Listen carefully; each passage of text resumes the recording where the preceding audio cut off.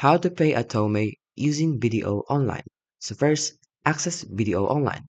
Log into your BDO online banking account through the BDO website. Then go to Bill Payment and find and select the Pay Bills options, which is usually located under the payment method. Then find or enroll Atome as biller.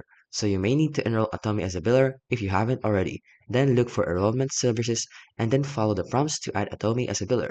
And according to PLDT, you may need to select PLDT, then enroll under Company Biller. Then you want to enter the Atome account details. So locate the section for entering biller details.